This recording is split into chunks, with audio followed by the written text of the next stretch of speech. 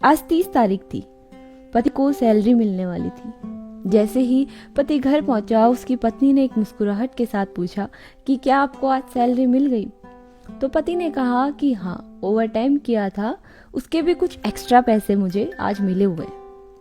तो पत्नी ने कहा ये तो बहुत अच्छी बात है, अब तय रहा कि हम रविवार को शॉपिंग के लिए चलेंगे। उनकी सी बातचीत के बीच उसके पति का फोन बजा। उसने फोन उठाते हुए कहा कि माँ, आप कैसे हो? उसकी माँ ने कहा कि मैं ठीक हूँ, और तुम कैसे हो?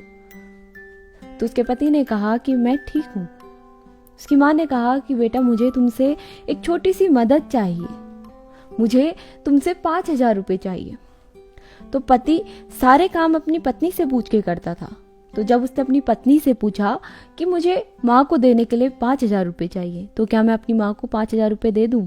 पत्नी ने मना करते हुए कहा कि हमारे पास इतने पैसे कहाँ से आएंगे, उनसे कह दो कि हमारे पास कोई पैसे नहीं है। तो पति ने कहा कि माँ, हमारे पास इतने पैसे नहीं है जो मैं आपको 5,000 रुपये दे दूं। तो उसकी माँ ने कहा कि अच्छा बेटा, कहीं से कम 2,000 रुपये तो मुझे दिला दो। उसकी पत्नी ने कहा कि नहीं, हमारे पास इतने पैसे नहीं हैं कि आपकी माँ को हम इतने पैसे दे पाए। तो पति ने अपनी माँ को उन पैसों के लिए भी मना कर दिया। उसकी माँ रोते हुए बोली कि बेटा, कम से कम 500 रुपये तो मुझे दे दो, मुझे पैसों की बहुत ज्यादा जरूरत है। तो इस बार उसके पति की आंखों में आंसू थे। उसने अपनी पत्नी से कहा कि प्लीज मुझे कम से कम 500 रुपये तो अपनी माँ को देने दो, क्या पता उन्हें बहुत ज्यादा मजबूरी हो। तो पत्नी ने फिर से मना कर दिया। पत्नी ने कहा कि इतने पैसों की उनको क्या जरूरत है। तो उसकी माँ वहां से बोली कि मैं बीमार हूँ, मुझे खुद को चेक कराना है हॉस्पिटल में। तो उसकी पत्नी बोली कि अगर आपने अपना चेकअप ही कराना है तो किसी सरकारी हॉस्पिटल में जाके चेकअप कराइए। तो उसकी माँ ने कहा कि सरकारी हॉस्पिटल में डॉक्टर नहीं है, नहीं तो मैं अपना चेकअप सरकारी हॉस्पिटल में ही करवाती। उसकी ये बात सुनकर उसके पति ने फोन में कहा कि नहीं सासू माँ, हम आपको 500 रुपये भी नहीं दे सकते। अपने पति के मुंह से सासू माँ शब्द सुनते ही उसकी पत्नी हड़बड़ाहट में बोली, क्या ये मेरी माँ है? क्या मेरी माँ आपसे पैसे मांग रही थी? तो उसके पति ने कहा, मैंने हमेशा तुम्हारी माँ को अपनी माँ माना है, लेकिन कहीं ना कहीं तुम मेरी माँ को अपनी माँ नहीं मान पाई हो।